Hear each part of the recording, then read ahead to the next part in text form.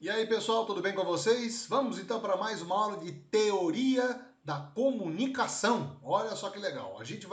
Hoje eu vou tentar acelerar ao máximo e hoje eu preciso mostrar algumas imagens. Então, para o pessoal que estiver optando por meio que ouvir, estilo podcast, eu vou precisar apresentar algumas imagens para vocês, porque a gente vai dar uma continuidade no que a gente falou na aula anterior sobre teoria hipodérmica, usando por base a propaganda nazista da Segunda Guerra Mundial, que tem tudo a ver para a gente conseguir explicar para vocês como que eram os pensamentos, como que eram os pensadores, como que eles analisaram a teoria hipodérmica de acordo com o que estava acontecendo no cenário da Alemanha nazista durante a Segunda Guerra Mundial. Então eu vou dar uma acelerada para que a gente consiga passar todo o conteúdo, todo o material para vocês, para a gente não ficar meio que por fora assim, de uma maneira geral, a gente não fazer uma coisa muito demorada, tá legal?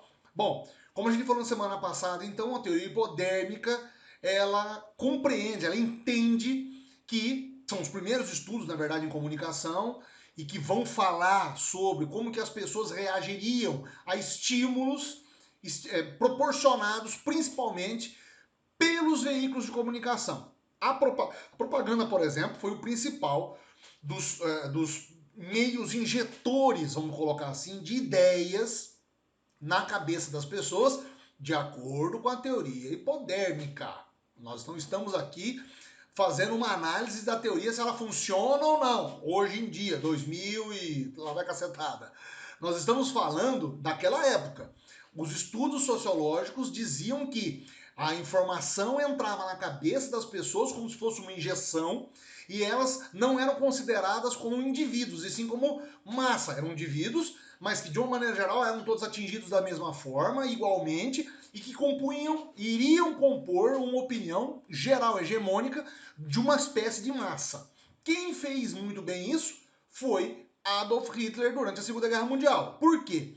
Primeiro que ele usou a propaganda como utilização dos mídia, aí tá como média, mas é porque a gente usa a palavra média ou mídia para descrever, para promover um ponto de vista específico dele. E, de uma maneira geral, para que ele conseguisse colocar as informações da cabeça das pessoas, incutir na cabeça das pessoas aquilo que ele imaginava. Até então se imaginava isso, que ele iria, através da propaganda, fazer com que as pessoas reagissem aos conceitos ideológicos que ele estava desenvolvendo. O grande criador do conceito do nazismo e da aplicação do nazismo de forma geral foi Joseph Goebbels, que foi inclusive ministro da propaganda nazista, era um dos maiores aliados de Adolf Hitler. Ele foi responsável pela divulgação, por garantir exatamente que alguns pontos da teoria nazista fossem diretamente colocados na cabeça das pessoas. E principalmente eles reconheciam a importância dos meios de comunicação. Naquela época você tinha o quê? O rádio, começando e ganhando muita popularidade, os jornais impressos, as revistas, o cinema, a panfletaria, certo? O sistema educacional como um todo, mas em si, eles usavam a propaganda de uma forma agressiva para colocar ideologia e dizer que eles estavam corretos, que aquele modo de viver era o modo mais correto, que os judeus eram os contrários, eram os culpados pelos dramas nazistas, enfim. A ideia era iluminar o povo, ou seja, trazer luz para as pessoas e dizer para as pessoas que aquela alternativa que estava sendo apresentada era a melhor alternativa até então no mundo. A propaganda nazista, ela tinha algumas bases. Ela se centralizava em quê? Primeiro, campanha antissemitista. Dizer que os judeus eram contrários, eram os culpados de tudo, que tinham que ser extirpados da sociedade. Falar que o militarismo era a única alternativa viável para a sociedade. Dizer do orgulho alemão, do orgulho nacionalista. Falar que existia uma raça, que eles eram seres superiores, que estavam acima de outras raças. Cultuar a imagem de um líder. O líder era o próprio Hitler. E simplesmente ressuscitar peças do folclore germânico ali, né? Os deuses nórdicos, os aesíris, os deuses que compunham toda aquela cultura que eles estavam colocando. E quais seriam esses meios de comunicação para colocar essas informações na cabeça das pessoas?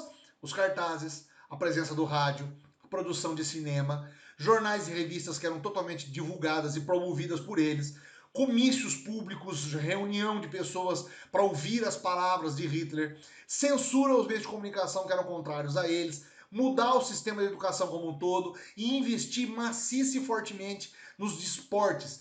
Principalmente a gente vai ver isso na Olimpíada de 1936, com a raça ariana chegando ao máximo, porque a Alemanha sediou, Berlim sediou, só que infelizmente aconteceram situações fora do controle deles, inclusive um negro ganhou a maratona, ganhou o nível norte-americano, né? Ganha as competições de velocidade, velocistas, ganha os 100 metros rasos e automaticamente destrói um pouco do sonho da raça ariana, justamente por ser negro, né? Vamos por partes. Os cartazes, como que eles eram distribuídos? Eram fáceis de ser produzidos, eram extremamente simples de serem feitos. Haviam artistas, né? Grafiteiros, vamos colocar, mas não grafiteiros no sentido de grafite, mas pessoas que faziam os grafismos e que criavam as imagens colocados em locais estratégicos, como postes, como paredes, com corredores onde as pessoas circulavam e que simplesmente eram feitos de forma a bater sempre na forma da propaganda, dizendo que ali eles estavam, como essa imagem que a gente está vendo, construindo, Hitler construindo, ajudem comprando produtos alemães. Esses outros aqui, por exemplo, alistando, pedindo para as pessoas se alistar, falar que poupar 5 marcos por semana permitir que você possa comprar o seu próprio carro. E o carro, lembrando, o carro que Hitler produziu popularmente é o Fusca. Olha que coisa incrível. Você vai falar, mas Arnaldo, o Fusca? Sim, o Fusca foi uma grande invenção do governo alemão através da Volkswagen. Volkswagen é a junção de duas palavras, que seriam carros do povo. Então você tem o Fusca como sendo o estereótipo daquilo que era possível que uma família alemã comprasse para se locomover. Falar da questão da juventude feminina, tinha também um apelo muito grande ao feminismo alemão, dizendo que as mulheres poderiam ajudar exatamente as campanhas hitleristas. Outros cartazes, como por exemplo esse daqui da mãe, né? Apoie o programa de assistência para mães e filhos alemães. Porque eles diziam que a procriação, e exatamente a criação de novos alemães, iria fazer com que a raça ariana se promovesse mais. Esse segundo cartaz, Juventude serve ao Führer, todas as crianças com 10 anos na hitleriana, que era a juventude nazista. Inclusive tem aquele filme incrível que eu recomendo todo mundo assistir, o Jojo Rabbit, que fala sobre exatamente a juventude hitleriana, a juventude ariana, como que era ser jovem naquela época, como era ser uma criança na época de Hitler. Os quadros, né, as imagens do Führer, um povo, um país, um líder, em que Hitler aparece como sendo um homem olhando para o futuro, um homem de visão. Esses cartazes todos eram pregados na rua. Inclusive outros cartazes, aqui tem duas cenas, né? Trabalho e pão, quer dizer, o governo, o povo estava dando, o povo estava recebendo do governo trabalho e comida para que consiga se desenvolver. E aqui um exemplo dos cartazes como eram pregados nos postes públicos, nas ruas, para que as pessoas pudessem ver isso o tempo todo. Nós queremos trabalhar, trabalho e pão, votem em Adolf Hitler, quando ele concorre em 1932 na eleição que ele transformou em chanceler da Alemanha nazista. Em compensação, existiam também os contracartazes. Os cartazes que eram colocados contrários esteticamente às minorias. A música degenerada, e coloca um negro tocando um jazz, um saxofone. O judeu eterno, que seria um judeu pedindo sempre esmola, pedindo dinheiro para todo mundo. E na verdade, um outro culpado da guerra. Era um cartaz que vem um dedo apontando o judeu, como se ele fosse o culpado específico por eles estarem em plena guerra. Esse conceito de antissemitismo já vem de muitos anos. Eu teria que fazer uma outra aula só para explicar para vocês as razões dos conflitos e do porquê da perseguição aos judeus. Mas basicamente eles representavam quase 65% da economia alemã. O dinheiro alemão estava na mão dos judeus e o governo alemão precisava desse dinheiro. Então, na verdade, não foi uma perseguição somente da casta ou de uma perseguição do povo judeu, vamos colocar assim, né? Não era étnico, não era uma perseguição étnica, era uma perseguição financeira, porque a partir do momento em que eu caço os judeus e prendo os judeus, eu recolho os seus bens. E os seus bens vão para o governo. E esse ouro judeu, as obras de arte, os bens dos judeus, até hoje, inclusive, existem grandes discussões, filmes que retratam sobre isso, que falam que eles não conseguiram reverter isso depois da guerra. Por quê? Porque o Estado alemão se apropriou desse material para desenvolver o esforço de guerra, mas também para desenvolver o próprio país. Depois, a questão da propaganda. Vou passar rapidamente aqui. Eles usavam muito a rádio, e é através do rádio que eles conseguiam, de maneira muito concentrada, espalhar a informação para o maior número de pessoas possível, certo? Havia sim um momento em que Hitler utilizava os discursos e eram propagados através dos veículos de comunicação. Havia produção de cinema, ou seja, o cinema também era uma das ferramentas hipodérmicas de fazer com que as pessoas entendessem ou tentassem receber as informações que o governo estava dizendo. E um dos grandes marcos disso, né, é um filme chamado O Triunfo da Vontade, que é quase um documentário, que é dirigido pela Leni Riefenstahl, que é uma mulher, inclusive, alemã, que dirige um filme para falar bem e enaltecer a imagem de Hitler, dizendo que ele era um grande líder e que estava lutando para melhorar a situação do país, né? Há também a questão das próprias propagandas anti-judaicas, anti-judias, dentro do cinema, né? O Judeu Eterno, que é um filme também proscritíssimo, né? De Fritz Rieper. Eles fizeram uma versão do Titanic, e esse filme é um problemão, porque ele é um dos filmes mais caros para a Alemanha nazista construir, fazer, porque demandou horas de gravação, depois tiveram vários problemas. Tem até documentários, acho que no History Channel, falando sobre esse filme, de como que ele foi feito e ao mesmo tempo como que ele foi um grande fracasso, mas que para a Alemanha foi um grande marco da produção cinematográfica a favor, né, do sistema judaico como um todo, do sistema alemão contra os judeus. Os jornais que controlavam, e os jornais eram todos eles meio que padronizados, eles davam as notícias, as informações, de modo a propagar sempre a ideia nazista, a ideia hitlerista, de que ele estava salvando a economia, de que estava preparando o país para uma grande conquista, para um grande salto, que na verdade viria a ser a guerra, a expansão do território.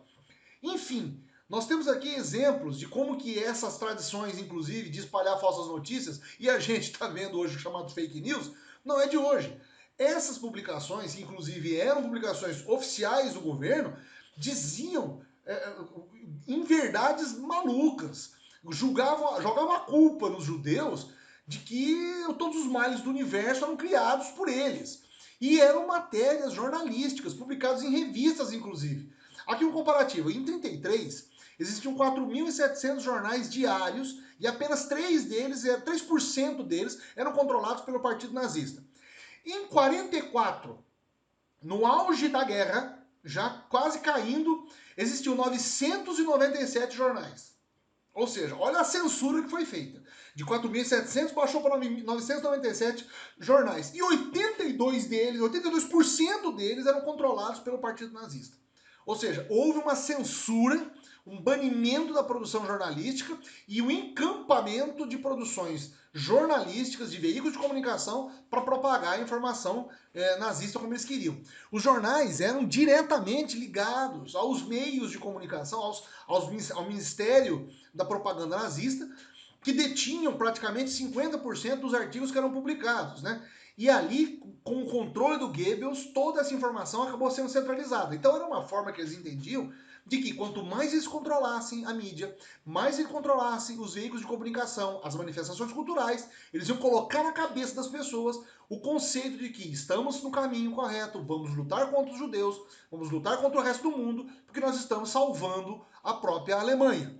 Depois, a própria propaganda em si, das revistas, os comícios que vocês devem ter visto, vários filmes que reuniam milhões e milhões de pessoas para ouvir a palavra de Hitler, e Hitler dizendo que eles iriam suplantar os inimigos, eles iam ser a maior raça, que eles eram desde o início dos tempos, eles é que mereciam ter toda a Europa. Os governos, os discursos todos que justificavam as ações do governo eram feitos através desses comícios. A censura total, aquela comunicação que era contrária, o que era diferente. E, infelizmente, a data de 10 de maio de 33, né, na Open Platz, que foi feita a maior destruição de livros da história, uma fogueira gigantesca queimando todos os tipos de publicação que não fossem publicações diretamente ligadas ao partido nazista, que não fossem publicações autorizadas pelo governo. Todas aquelas publicações estrangeiras foram queimadas em praça pública. Livros, inclusive tem um outro filme que é A Menina que Roubava Livros, que conta mais ou menos essa mesma situação, porque foi feito isso na Alemanha, em Berlim, mas em várias outras cidades também fizeram um movimento de queima dos livros, para que eu não tendo acesso à informação e as pessoas não sabendo ler outro tipo de informação, iam ficar controladas somente daquela informação que eu lhes dissesse. E a propaganda censurando tudo aquilo que, de uma certa maneira, erradicava o intelectualismo judeu, como eles diziam. E também uma certa crítica a literaturas estrangeiras, como inglesa, francesa e propriamente americana.